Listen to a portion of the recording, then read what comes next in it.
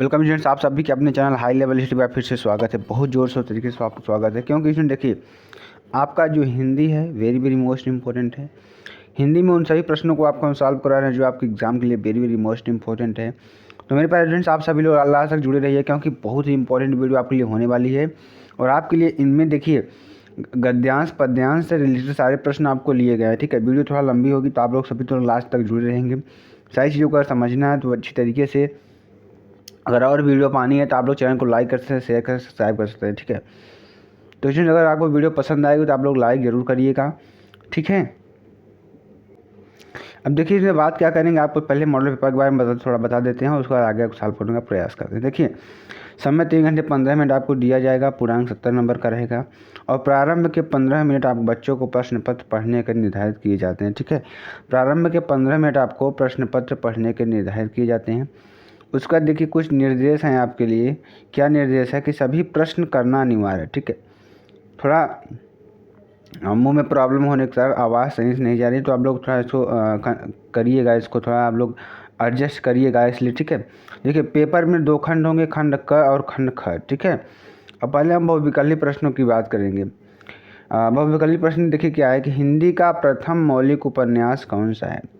तो आप सभी को मालूम होगा हिंदी का जो प्रथम मौलिक उपन्यास है वो आपका है परीक्षा गुरु। ठीक है, वेरी वेरी मोस्ट इंपॉर्टेंट है। उसके बाद देखिए प्रेम सागर के लेखक कौन है। तो प्रेम सागर के लेखक की बात करें तो प्रेम सागर के लेखक कौन है, लल्लू लाल जी हैं। कौन है, लल्लू लाल जी हैं। ठीक है, अगला प्रश्न देखिए, देखिए अपनी लाइफ को अगर आप लोग आगे स्टेबल करना चाहते हैं, ठीक है, ये सारी चीज़ें आपकी बेस है।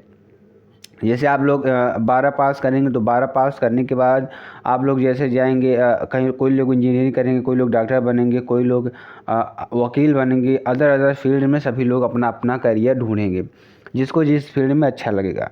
तो आप किसी भी फील्ड में जाएंगे, जैसे कि आप कहाँ चले गए, इंजीनियरिंग लाइन में चले गए, मैथ्स ले लिया, तो मैथ्स जब लेंगे तो वहाँ से बायो हट जाएगा, बाकी आपकी जो बेसिक चीज़ें रहेंगी वो तो रहेंगी ही। ठीक है, चलिए आप आगे आपको बताते हैं अशोक के फूल के निबंध हैं। अशोक के फूल के निबंध है, कौन सा निबंध है, या ललित निबंध है। ठीक है, नगरी प्रचारणी सभा की स्थापना हुई, जो नगरी प्रचारणी सभा थी इसकी स्थापना कब हुई थी, द्विवेदी युग में हुई थी। ठीक है, चलिए आपको सारे प्रश्नों को समझ में आ रहा होगा अच्छी तरीके से।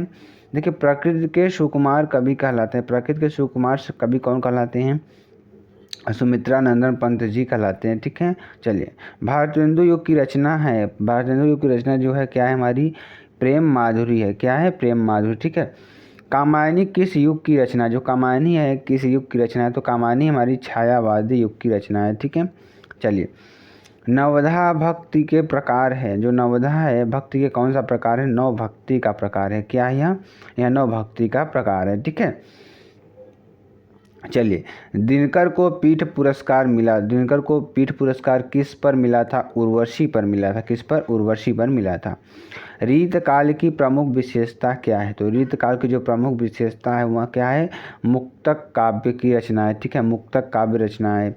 चलिए भक्ति काल के प्रेमाश्रयी शाखा के कवि कौन है, तो भक्ति काल के प्रेमाश्रयी शाखा के जो कवि हैं कौन है, मंझन दास जी हैं। कौन है, मंझन है। ठीक है, नई कविता कौन है, नई कविता काव्य संकलन के संपादक थे, नई कविता काव्य संकलन के संपादक कौन थे, डॉक्टर जगदीश गुप्त और राम स्वरूप चतुर्वेदी। कौन थे, डॉक्टर जगदीश गुप्त और राम स्वरूप चतुर्वेदी जी थे। ठीक है, चलिए अब देखिए जो आपका वेरी वेरी मोस्ट इंपॉर्टेंट प्रश्न आता है, दिए गए पद्यांश के आधार पर निम्न प्रश्नों का उत्तर दीजिए। ठीक है, तो इस पद्यांश के आधार पर आपको प्रश्नों का उत्तर देना है। तो अशोक का वृक्ष जितना भी मनोहर हो, जितना भी रहस्यमय हो, जितना भी अलंकारमय हो, परंतु है वह उस विशाल सामंत सभ्यता की परिष्कृत रुचि का ही प्रतीक, जो साधारण प्रथा के परिश्रमों पर, ठीक है, प्रजा के परिश्रमों पर पली थी।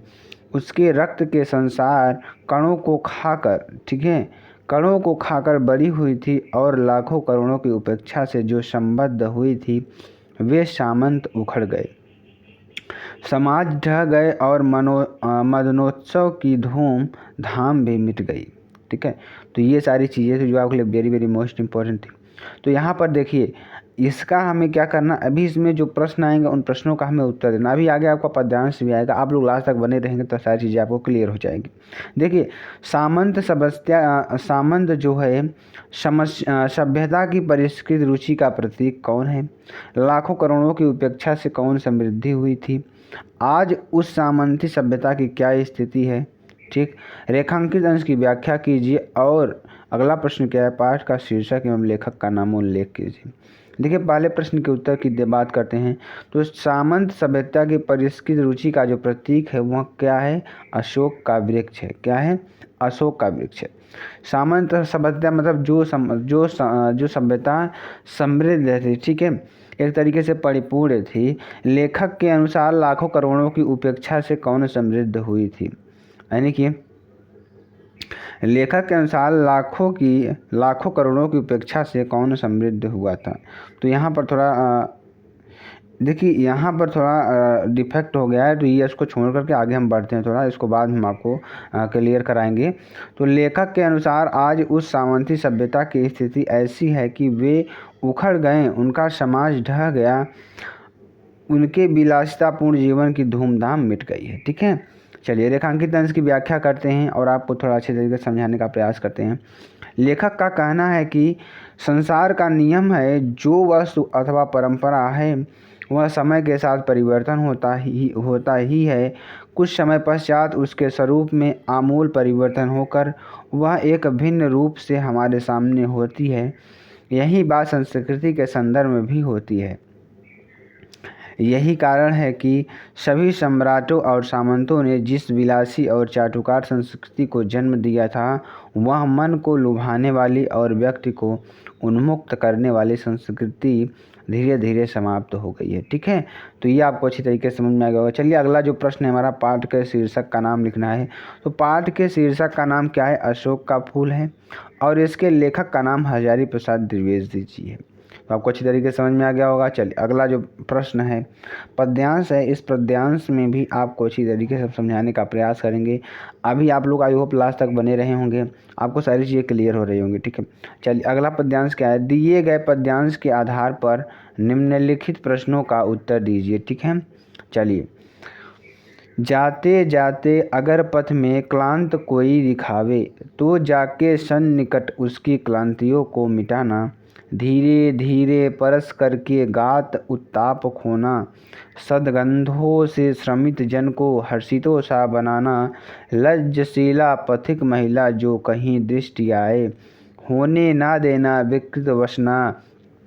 तो न तू सुंदरी को जो थोड़ी सी श्रमित, वह हो गोद ले श्रांति खोना। होठों की वो कमल मुख समानताएं मिटाना। देखिए अभी इसका बहुत सुंदर सा ये है पद्य, जो है बहुत सुंदर है। इसका मतलब भी आपको बताएंगे हम।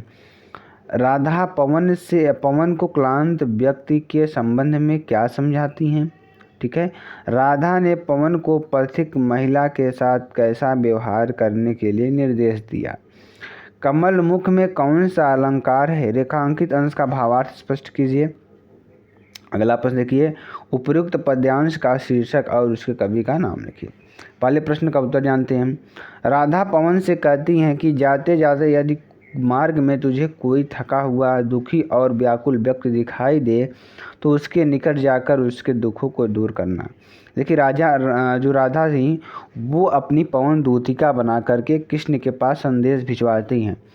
यानी कि भिजवाती हैं तो रास्ते में उनको जो पवन दूतिका थी, जो हवा थी, उनको कई लोग मिलते हैं, जैसे थका हुआ किसान, लज्जशीला महिला, जो महिला थी, ये सारी चीज़ें वहाँ पर मिलती हैं। तो वही कह रही हैं राधा, अगर कोई थका हुआ श्रमिक मिल जाए तो आप उसको ठंडी ठंडी अपनी हवा दे करके उसको आराम देने का प्रयास करना। यही चीज़ यहाँ पे कहा गया है। ठीक है, चलिए अगला प्रश्न देखिए क्या है। राधा पवन से कहती हैं कि यदि मार्ग में लज्जशीला महिला दिखाई पड़े, लज्जशीला मतलब जिसकी महिला जो बहुत ज़्यादा लज्जशीला हो, यानी शर्माती बहुत हो, तो तुम उनके वस्त्रों को मत उड़ाना, उसके वस्त्र को मत उड़ाना, धीरे से वहाँ से निकल जाना। ठीक है, यदि वह थोड़ी थकी प्रतीत हो तो तुम उसके गोद में लेकर उसकी थकावट दूर करना। अगर वो आपको ऐसा लगे कि वह थकी हुई है तो उसको गोद में लेकर तुम उसको थोड़ा खिला लेना। ठीक है, उसके होठों पर कमल जैसे मुख की मलिनता को अपनी शीतलता से दूर करना। ठीक है, चलिए। कमल मुख में कर्मधारय समास है, तीसरे का प्रश्न है। चौथे का प्रश्न देखिए, यदि रास्ते में कोई व्यक्ति मिले तो शरीर को स्पर्श करके उसकी गर्मी दूर करना और अपनी सुगंधि से उसकी प्रसन्न कर देना। ठीक है। पद्यांश के पाठ का शीर्षक का नाम क्या है? पवन दूतिका है और कवि अयोध्या सिंह उपाध्याय हरिऔध है। तो ये आपको अच्छी तरीके से समझ में आ गया होगा स्टूडेंट्स। आपको वीडियो कैसे लगी कमेंट्स में जरूर बता सकते हैं। फिर मिलते हैं नेक्स्ट वीडियो में नए टॉपिक के साथ। तब तक ले जय हिंद, जय भारत।